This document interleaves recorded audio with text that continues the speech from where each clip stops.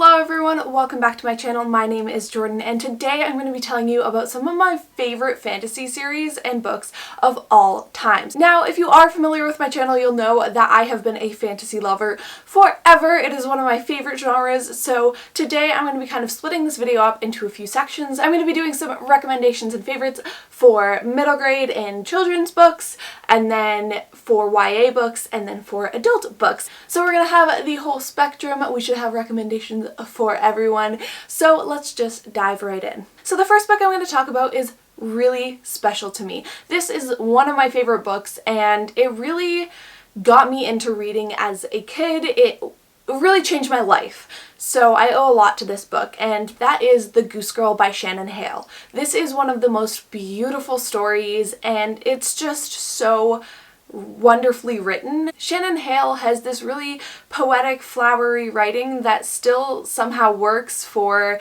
middle grade books, and it's just really beautiful. So the story of The Goose Girl follows Annie, who is a princess, and she basically can speak to the wind, and her aunt also taught her how to speak to animals, but specifically birds. Annie is the firstborn child of the king and queen, but she is a little odd, so instead of inheriting the throne, she is set to marry a prince of another kingdom, and unfortunately things go really awry, and she ends up serving the family that she was supposed to be marrying into as their goose girl. She basically tends the geese. It's just this really fairy tale-like story, and if you are into middle grade books or have someone that you know that is of that age group, I highly recommend picking it up. The next book I'm going to talk about is a little obvious, but it is an absolute must, and that is of course Harry Potter and the Philosopher's Stone and all of the other ones. This is such an amazing series. I'm actually rereading it right now and it just does not stop being magical and fantastical. Of course, this book was written for middle grade readers, but I think you can enjoy it at any age just because of the absolutely amazing characters and fantastical world, and of course also the amazing themes and messages littered throughout. Now, I'm not saying it's without its problems and faults, but I do think it is a genuinely amazing series and I would highly recommend it. This book follows Harry Potter as he discovers that he is in fact a wizard, and he goes to Hogwarts School of Witchcraft and Wizardry, where he makes some amazing friends, but he also finds out that he is the boy who lived. He is the only one who survived after encountering Voldemort, who is a dark wizard who is trying to retake some power after he attacked Harry and his family, and Harry survived. And so all of the books kind of incorporate Voldemort, but they also kind of have villains of the book, so there's plenty for Harry and his friends to face off against. It also has such a beautifully realized world and such an interesting magic system, so if you haven't read Harry Potter, I don't know what you've been doing with your life, but would highly recommend picking it up. The next one I'm going to talk about is fairly similar to Harry Potter in a lot of ways, structurally and with its characters, and that is Percy Jackson and the Olympians. Now, I'm going to be honest with you, Percy Jackson touched me in a way that Harry Potter never did.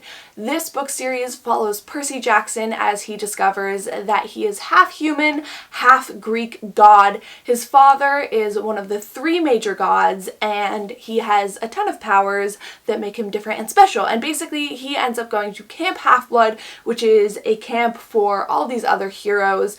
And in each book, he basically faces off against different monsters and demons, but like Harry Potter, this book also kind of builds towards a final boss, and like Harry Potter, I think it has some really amazing themes and messages and morals. I think it's a great adventure story and has really fleshed out characters. I also really liked the writing in this book, and I know that some people don't, but it really just spoke to me, so I really connected with this series, and I think a lot of that has to do with the fact that I absolutely love mythology, but I just also think that it's really well done, so would highly recommend this series as well. And the final middle grade book that I'm going to be talking about today is Charlie Bone, and this is another series kind of similar to the previous two. Clearly, I like kids finding out that they're magic and going to a school or camp, because this one follows Charlie Bone, and he discovers that he is endowed. He has the ability to listen to and speak to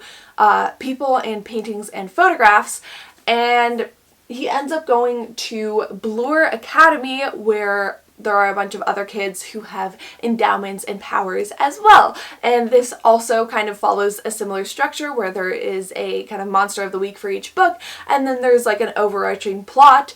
And this is another one that I absolutely loved. Now, this I would say skews younger than the other two. The writing style I think is just better for younger readers, so I would recommend this for children and middle grade kind of only. I don't think you'd enjoy it as much if you picked it up as a young adult or adult. That being said, I do think that this is a great book series for children and middle grade readers. What I really liked about the series is that there are so many great characters, and it's more of an ensemble cast rather than Percy Jackson and Harry Potter, where it's really just the main kind of trio. This has a really big group of friends that are facing off against these challenges, and I think that there's a lot of really great character dynamics as well as the powers in this book. I just think that a lot of it's very creative and inventive, and there's kind of a darkness to it that is different than what we see in Percy Jackson and Harry Potter, which I really enjoyed in this. So the next series I'm going to talk about is kind of between young adult and middle grade,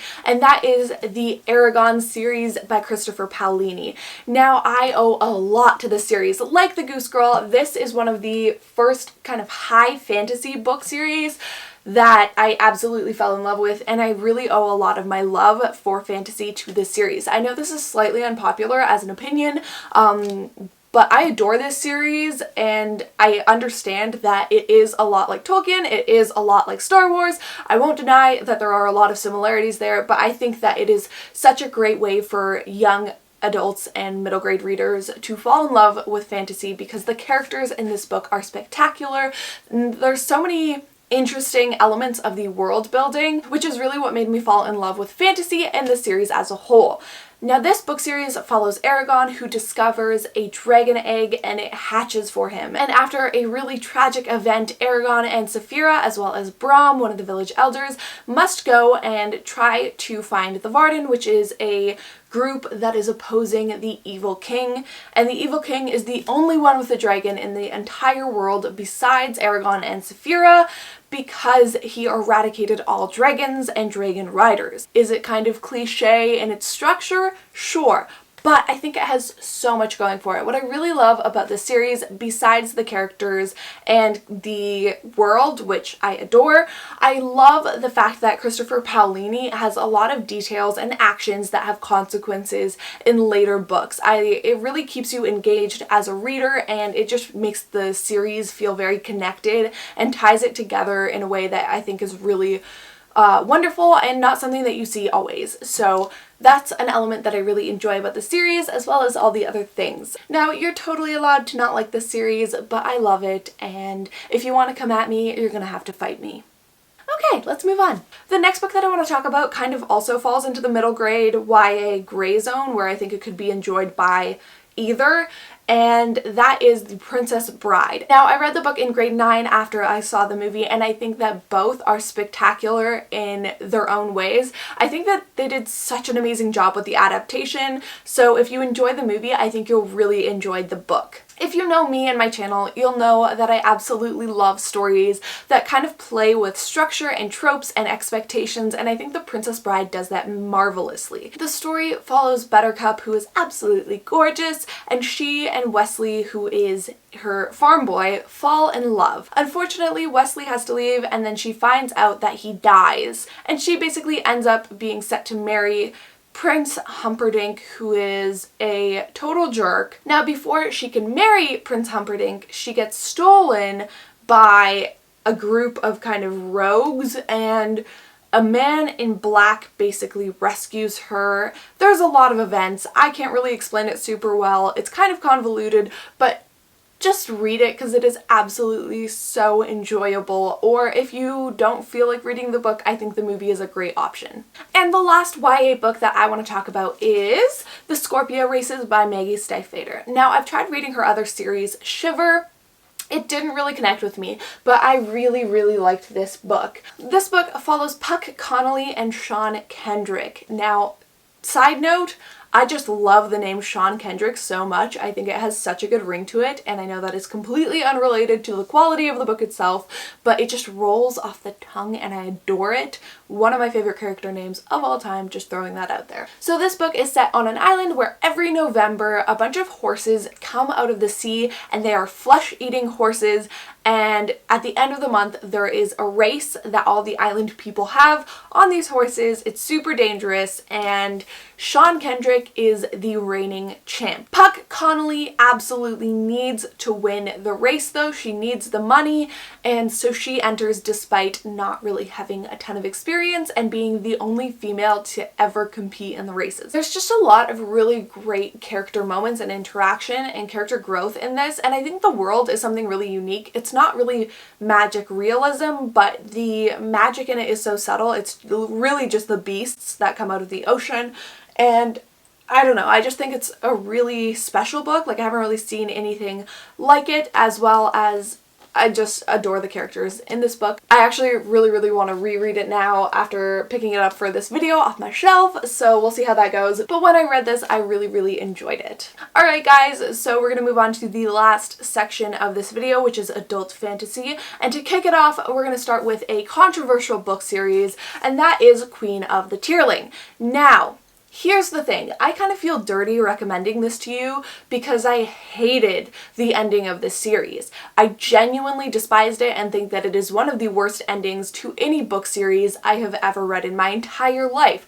But I'm recommending it to you because I think that the second book is absolutely spectacular. I really enjoyed this first book, and I absolutely adored the second one. It was just the third one that I had major issues with, and that is because the ending is a total cop-out. So I think if you go into the series knowing that the ending is going to be disappointing and just go in for the journey, you might enjoy it as much as I did, and at least then you're knowing what you're getting yourself into, whereas I was just gutted by the end of this. So this series follows Kelsey, and she has just come of age and is set to take the throne from her corrupt uncle. There is a lot of corruption and issues going on in her kingdom, and there is not a lot of magic in her kingdom, nor is there a lot of resources. Her kingdom is really struggling, unlike the kingdom of Mortmesney, which is the neighboring kingdom and is ruled by the Red Queen of Mortmesney, who has a ton of magic.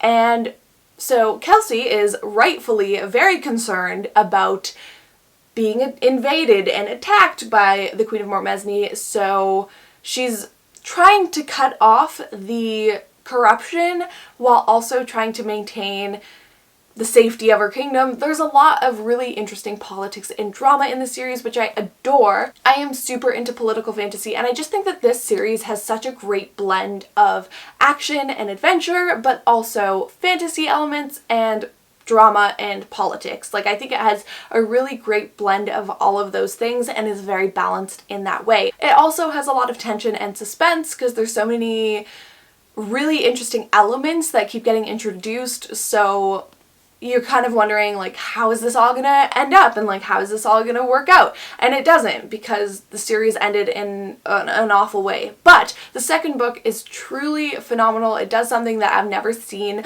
done so successfully, or maybe at all, in a series where it kind of flips between two genres. I'm not going to get into it, but I will say that it is fantastic. So that is why I recommend the series, but I do it with a little bit of trepidation. So anyway, moving on. We're going to move on. Now the next one is definitely not a fantasy book. It is definitely literary fiction, but I'm including it here because it kind of is fantasy.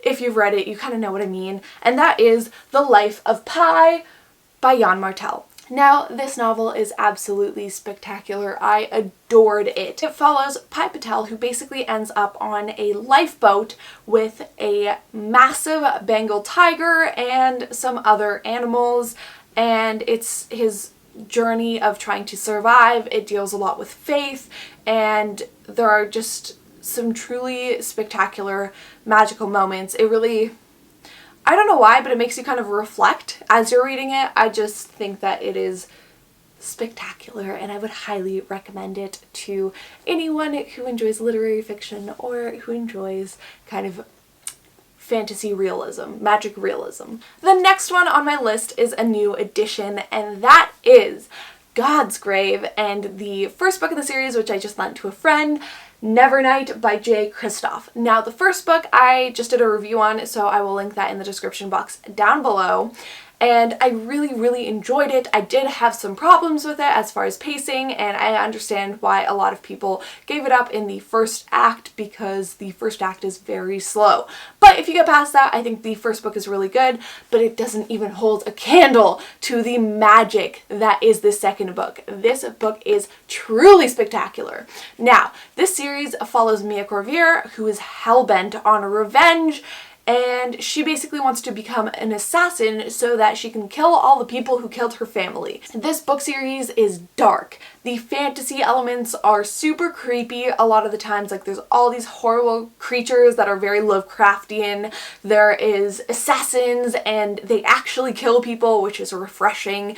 There is blood magic and just a lot of really creepy stuff, which I adore. I think it's awesome. And then just as far as the characters, I didn't love Mia at first, but I love her now, especially after this book, and I think there's so many amazing side characters and elements, especially in the second one. I cannot wait for the third book, and I want to cry because I thought that it came out in September 2018, and the third book's actually coming out in September 2019, so I got my hopes up, and now I want to cry. But it's very good. Would highly recommend it if you like kind of dark fantasy with a lot of action and violence. And last but not least, we have, of course, A Game of Thrones. Now, I'm going to be honest with you, I haven't read the entire series. I read the first 2 books and I really enjoyed them, but then I started watching the show with my family and it's kind of become our thing, so I'm not going to read the series until after the show is done, and I know that's shocking, it's sacrilege, how dare I, but you're just going to have to deal with it because that's what's happening. I really enjoyed this first book though, and the second one, and I love the TV show. And I know that they're kind of splitting apart because George R.R. Martin simply cannot write fast enough because these books are huge, but I think the first kind of few seasons are very faithful to the novels, which I really enjoyed, and I think that it's very well adapted. That being said, I'm really excited to read the series after I finish the show and kind of see where they differ and what's the same, and explore the world of Westeros in, you know, written form. So that's all very exciting to me, but I really adored this first book and I really like the second one, so I would still highly recommend reading it if you are at least a little bit interested in super high fantasy with really in-depth politics and crazy world building. It's all very complex and I kind of love that. That is all I have for you today. I hope you enjoyed this video and some recommendations. I know you guys are always very curious as to what I actually like because I am a very critical person on BookTube and there are a lot of things that I don't like. So here you are, you have a ton of recommendations for you to go pick up and enjoy, and I really hope you enjoyed this video because I absolutely love talking about fantasy novels, especially. It's one of my favorite genres and these are some of my favorite books. If you have read any of these books, please let me know in the comment section down below if you agree, if you disagree. I know I'm going to get a lot of people talking about how Eragon is absolute trash, but I will fight you. So let me know if you guys would like to see a video maybe talking about some of my favorite sci-fi books or dystopian or a different genre, maybe contemporary, I don't know. If you guys want to see it, just let me know in the comment section down below and I will make those videos. Thank you so much for watching, guys, and I will see you next time.